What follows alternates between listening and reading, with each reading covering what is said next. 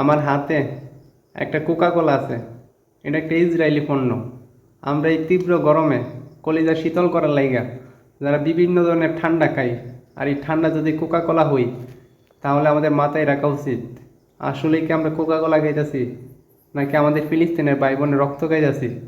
এইটা এইটার মধ্যে কিন্তু আমাদের ফিলিস্তিনের ভাই বোনের রক্ত মিশে আছে।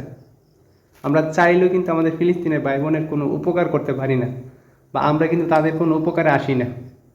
এখন আমরা এই টাকায় যদি ইসরায়েলের উপকার করি, এটা করা যাবে না। শুধু এই কোকা কোলা না, ইসরায়েলের যত পণ্য আছে, যত ব্র্যান্ড আছে বাংলাদেশে, সব কিছু বয়কট করতে হবে। এই তাদের পণ্য বয়কট করার মাধ্যমে আমরা একমাত্র ফিলিস্তিনের সমর্থন জানাতে পারি। আমার হাতে যদি ক্ষমতা থাকতো, তাদের যত পণ্য আছে সব আমি নিষিদ্ধ করে দিতাম। এমন তো না, তাদের পণ্য ছাড়া মার্কেটে কোনো বিকল্প নাই। বিকল্প তো অবশ্যই আছে। তাদের পণ্য আমরা বয়কট করি। আর এই ভিডিওটা যারাই দেখতেছেন বেশি বেশি শেয়ার করেন। এই ভিডিও দেখে একটা মানুষ যদি ইসরায়েলের পণ্য বয়কট করে, তাহলে মনে করুন আমি সার্থক।